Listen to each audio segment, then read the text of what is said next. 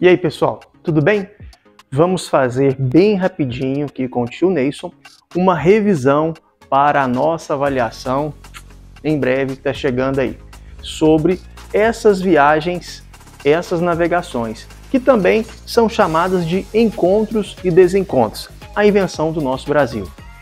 Vamos primeiro definir o que são viagens marítimas ou grandes navegações. É a mesma coisa. É a viagem ao qual os portugueses ou os espanhóis saíram lá da Europa e vieram procurar outros caminhos, procurar outras rotas, no caso dos portugueses, para chegar às Índias. E os espanhóis encontraram a América a partir de 1492, com Cristóvão Colombo. Mas o que significa essas viagens e por que dessas viagens? Então a gente tem que entender o sentido do colonizar. Seria a saída de um povo da sua terra para ocupar uma outra região.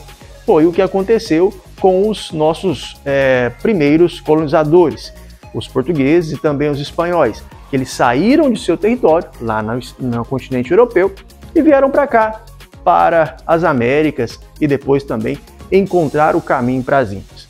Bom, dito isso, vamos então ao interesse. Por que Portugal queria uma outra alternativa para as Índias? É porque o controle do Mediterrâneo, do mar Mediterrâneo, esse caminho que está aqui, ele acabou sendo dominado pelos árabes e também por cidades italianas, que dificultou e muito a chegada de Portugal até as Índias, e essa chegada das Índias era necessária para que Portugal conseguisse obter os seus produtos, as especiarias, sejam os temperos, canela, pimenta, noz moscada e outros, e também aqueles produtos de luxo, né, as especiarias chamadas de luxo, como porcelana, produtos importantes para a manutenção ou para a convivência ou vivência das famílias europeias, no caso as famílias portuguesas. Então, a alternativa a esse caminho que era feito pelo Mediterrâneo forçou que Portugal procurasse um novo caminho, um caminho que o levasse para esse encontro dessas rotas que pudesse facilitar a chegada dele às Índias e obter esses produtos a um preço mais acessível e podendo assim ter mais lucros, né? Obter mais lucros. E Portugal vai começar a criar o seu caminho aos poucos. Portugal não vai de uma vez procurando uma outra rota direto, saindo lá do seu território e contornando todo o continente africano para até chegar às Índias. Portugal vai gastar um bom tempo. A primeira conquista que Portugal vai fazer vai ser o pequeno território de Ceuta, aqui no continente africano, ao norte do continente africano. Então, criando o anteposto, as chamadas feitorias, a cada trecho ou a cada lugar conquistado pelos portugueses no continente, no litoral africano, eles vão conquistando esse espaço. Mas o que leva Portugal a chegar a essas navegações? Por que Portugal teve essa ideia? Primeiro, como nós já falamos agora há pouco, era uma alternativa ao caminho das Índias. Como não tinha viabilidade mais, condições para que eles fizessem aquele caminho já costumeiro, eles foram procurar alternativas. Outro ponto que favoreceu essa ideia de procurar uma outra rota, a posição geográfica de Portugal. Olhem bem, aonde Portugal está, bem próximo às margens do mar, do Oceano Atlântico. Então isso favoreceu e muito. É claro, fora dos outros incentivos, né, que os governos, o rei de Portugal, dará incentivo para que essas navegações ocorram e, claro, que todo mundo saia ganhando, tanto os navegadores quanto os comerciantes e também o rei de Portugal. Esse incentivo está ligado ao quê? As novas tecnologias que vão ser implementadas dentro do governo português, como as caravelas, a bússola, o astrolábico. Todos esses novos equipamentos irão favorecer a navegação e o desenvolvimento marítimo de Portugal. E detalhe, eles terão uma escola para treinar, aperfeiçoar e levar os navegadores a entrarem nas caravelas extremamente preparados. Então essa escola vai dar condição, respaldo para que esses navegadores possam estar bem preparados nesse caminho. Então, saindo daqui de Portugal, os portugueses farão a primeira viagem, um primeiro caminho na chamada Conquista de Ceuta, esse pequeno território ao norte da África. Mas somente a partir de muito tempo depois da primeira conquista, que foi em 1415, o navegador português Vasco da Gama, em 1498, olha, da primeira em 1415 até 1498, muito tempo depois é que ele vai conseguir atingir as Índias. Ele vai conseguir dar a volta em todo esse território africano até chegar nas Índias, aonde os portugueses conseguiam fazer o seu comércio, né? Então eles vão conseguir dar essa volta. Deve ser destacado, a gente tem que lembrar, que o Vasco da Gama só conseguiu fazer esse caminho todo porque um navegador importante, Bartolomeu Dias, já tinha conseguido chegar no Cabo das Tormentas, também conhecido como Cabo da Boa Esperança. Lá embaixo, bem no finalzinho da África, ele já tinha conseguido fazer isso. Então esse caminho para o Vasco da Gama dar continuidade e chegar até lá foi feito pelo querido Vasco da Gama. Detalhe, o Vasco da Gama não é o time, é o navegador, hein? Prestem atenção. Até agora tá tudo maravilhoso, mas como era a viagem? Os mistérios do oceano. As coisas eram meio assim assustadoras, porque havia um desconhecimento muito grande, uma falta de informação muito grande sobre as navegações. O máximo que eles navegaram era próximo ao litoral. Ninguém tinha ainda tido essa audácia de navegar em águas tão distantes e tão profundas. Então as viagens eram algo cheio de mistérios. E claro, cheio de dificuldades. É importante destacarmos que as viagens elas eram formadas por mitos, aonde que as pessoas diziam que haviam monstros gigantescos, sereias, objetos que eram desaparecidos pelos mares. Essas crenças, essas ideias de que os monstros engoliam as caravelas, aquela tudo, isso foi sendo circulado entre os povos por causa que as viagens eram muito longas e muitas caravelas ou muitos navegadores não voltavam.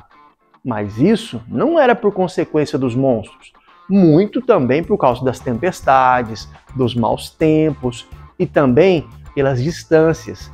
E vamos imaginar, uma caravela, ela era vulnerável, né? Por mais que ela fosse muito bem construída, era muito tempo que se ficava no mar e isso podia acarretar com que ela fosse destruída, ela pudesse afundar. Então todas essas dificuldades faziam com que as navegações tivessem os seus riscos.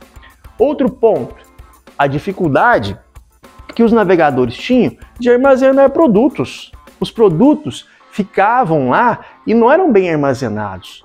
A água era difícil para você ter um armazenamento saudável, né, dessa água, desses alimentos. As embarcações também eram pequenas e higiene era uma coisa muito rara.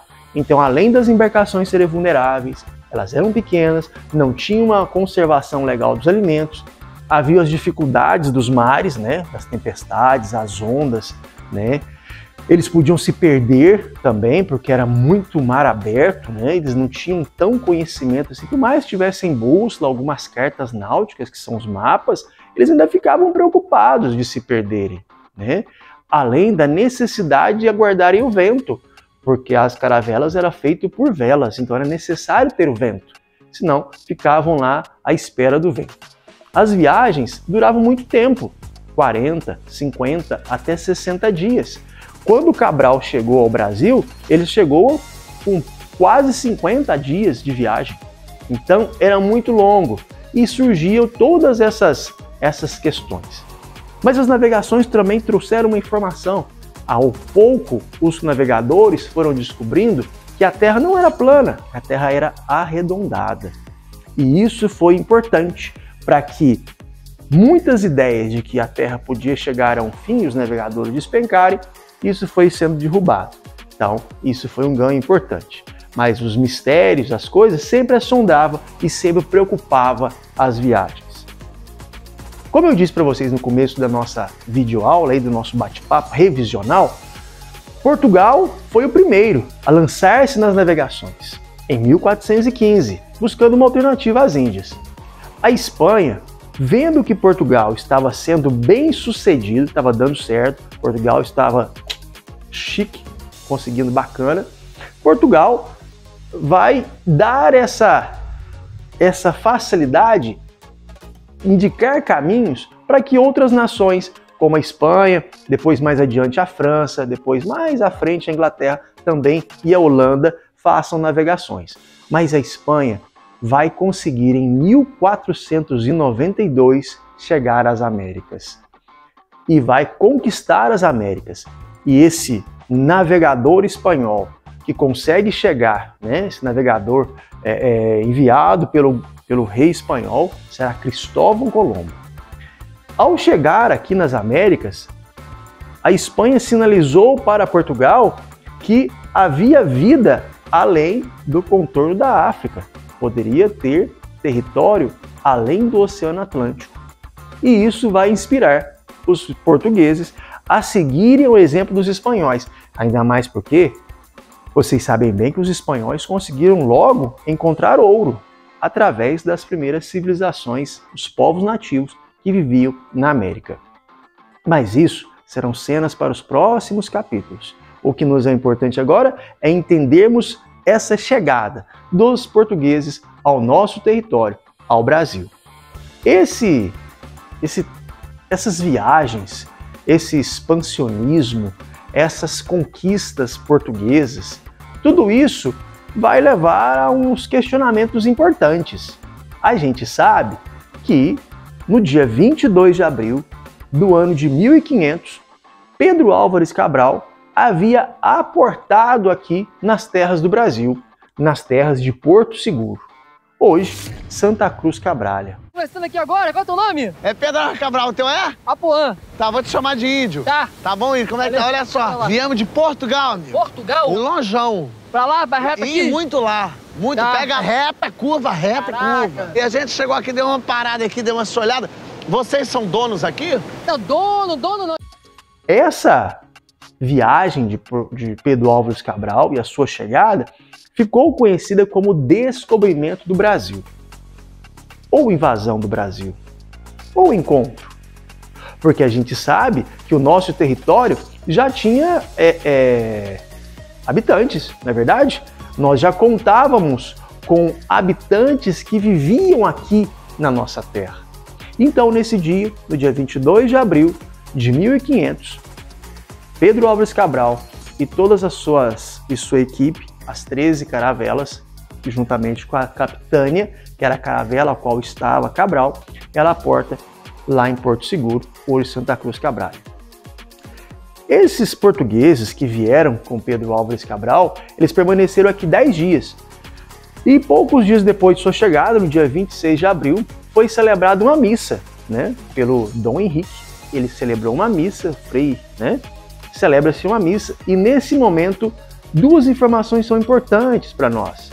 Quando se celebra a missa, demonstra-se a presença da Igreja Católica no Brasil, dizendo que esse território ele será católico. E isso é uma preocupação, porque a gente sabe que o nosso território ele era formado por várias tribos indígenas, vários povos indígenas. E não se respeitou a cultura e a tradição e a religiosidade desse povo. Então, impõe-se uma religião sobre esse povo. E ao chegar, Cabral determina e manda também uma carta para o rei de Portugal, avisando que daquele momento em diante, o rei de Portugal tomava posse dessa terra. Outra coisa, tiramos a terra dos nossos povos originários, os indígenas, deixando-os sem terras. Então, tudo hoje que a gente vive, não na verdade foi nosso de primeiro? Hoje a gente tem o direito a tudo, porque nos foi concedido esse direito por lei. Mas todas essas terras que hoje são chamadas Brasil pertenceram, em primeiro momento, aos indígenas. Essas informações são importantes para que a gente possa entender da nossa história, entendermos quem somos e a origem do nosso povo e a nossa história. Outro ponto, uma curiosidade. Cabral chegou em 1500, mas em 1498, um navegador português, sabendo que a Espanha já tinha chegado à América, Duarte Pacheco, veio aqui, sabia da existência do Brasil e voltou para Portugal, avisando o rei que aqui haviam terras e que essas terras poderiam ser, é claro, se fosse de interesse do rei, de Portugal. Então, houve-se a criação da expedição, liderada por Cabral, que veio para conquistar, invadir e pegar essa terra. Se os portugueses vieram e aqui já tinha morador, teve um encontro de culturas, e culturas diferentes. Vocês já imaginaram os portugueses quando chegaram aqui e viram aquele tanto de indígenas e todos sem roupa? E os portugueses totalmente bem vestidos, como vocês podem perceber nesta imagem aqui.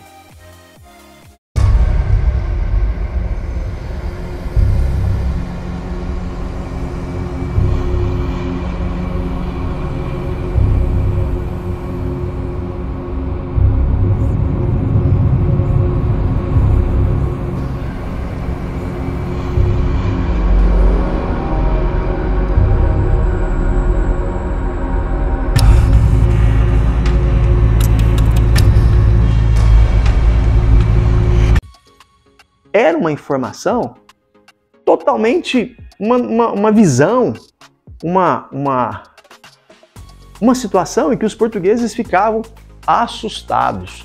E já dizia Pero Vaz de Caminha que ele encontrou um povo nativo que ficava nu e que não tinha vergonha de ficar desse jeito. Essa notícia foi levada até o rei de Portugal por Pero Vaz de Caminha em uma das suas cartas. Foi um choque de culturas. A cultura indígena, a cultura com seus adereços, com seus enfeites, com suas tradições e principalmente, como aquele dia na nossa aula que nós tivemos a oportunidade que o tio mostrou para vocês, um cocar feito por uma tribo indígena, uma coisa muito bem feita que a gente tem que valorizar. Tanto a beleza, mas também a cultura desse povo que sempre por muitos é desrespeitado. E começou o seu desrespeito lá no início da nossa colonização. Então, o choque de culturas, a imposição de uma religião, o desrespeito das tradições desse povo serão marcantes durante toda a nossa história contada pelos portugueses. Porque nós não tivemos a oportunidade, em nenhum momento, de ouvirmos a versão dos indígenas. Sempre nos foi passada essa versão, que o Brasil foi descoberto e que os indígenas, esse povo que aqui estava, era agressivo em alguns casos, preguiçoso em alguns casos, mas tudo isso tendo uma visão feita pelo colonizador, pelo português, pelo europeu.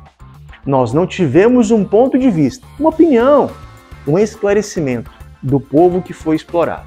Hoje, com o tempo e com os estudos que a gente vem tendo, a gente consegue entender que os indígenas, em sua maioria, eles foram perdendo espaço e foram perdendo sua cultura e sua história, porque nós fomos impondo sobre eles aquilo que nós pensávamos e aquilo que os nossos colonizadores achavam que era correto.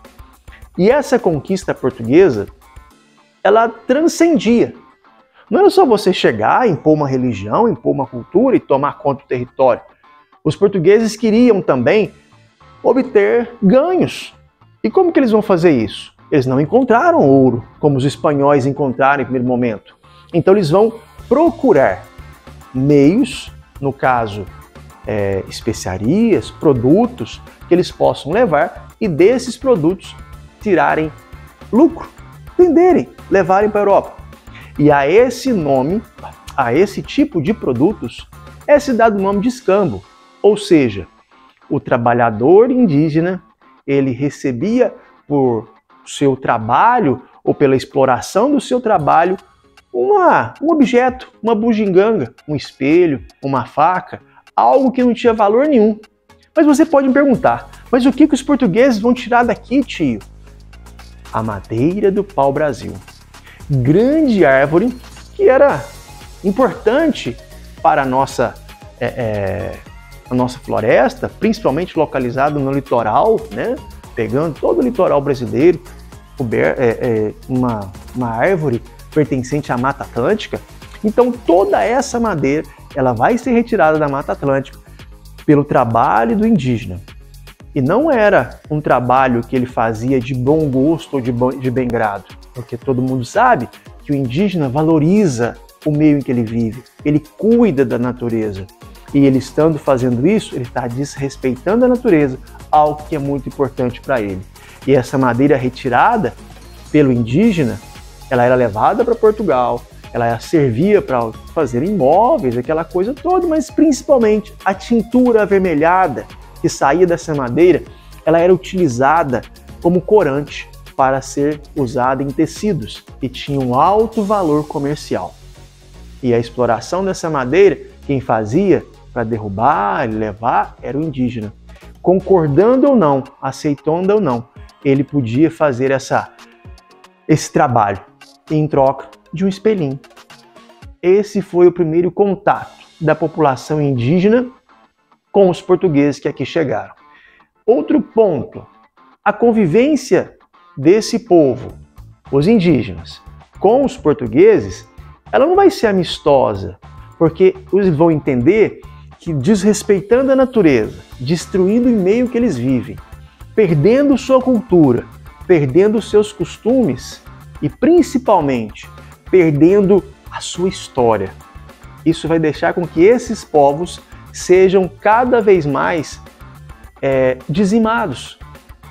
Os indígenas não vão aceitar mais bugigangazinhas através do seu trabalho ou da sua prestação de serviço. Eles vão querer que aquilo que pertencia a eles, a história, a terra. Então o processo de colonização portuguesa tornou os povos indígenas, apegou para os portugueses. E os indígenas vão perdendo sua liberdade, vão perdendo tudo. E aqueles que não concordavam e aqueles indígenas que resistiam à dominação europeia imposta por Portugal, eles podiam até ser vítimas de violência, escravidão e, em muitos casos, muitos povos foram sendo dizimados, foram sendo assassinados. Além de tudo isso, os portugueses trouxeram outras doenças que os indígenas não conviviam com elas, porque essas doenças vinham da Europa, trazidas por os colonizadores. E isso fez mal também aos nossos primeiros povos, aos habitantes da nossa terra. Essa terra que era conhecida, a primeiro momento, como uma ilha de Vera Cruz, depois terra de Vera Cruz, isso vai se tornando mais tarde o Brasil. A população indígena vai sendo destruída dia a cada dia pela imposição das ordens portuguesas, e aqueles que não aceitavam também tinham que se adequar na ordem do catolicismo. A Igreja Católica, juntamente com o colonizador português, impunham sua fé, sua doutrina sobre esses povos, os povos originários. E muito da população indígena que aqui estava quando Cabral chegou, pouco mais de 5 milhões, 6 milhões de indígenas foram sendo dizimados. E muitas histórias foram se acabando através desse processo de colonização. Certo, pessoal? O tio espera que tenha ajudado nessa revisão para nossa avaliação. Vamos fazer o seguinte, gostei de você. Gostou de mim? Fui com a tua cara. Aí vamos. Gostei de ti. Aí sim, pô. Além do espelho, além de pano, vou te dar esse chapéu. É teu. É meu? É. Fechou!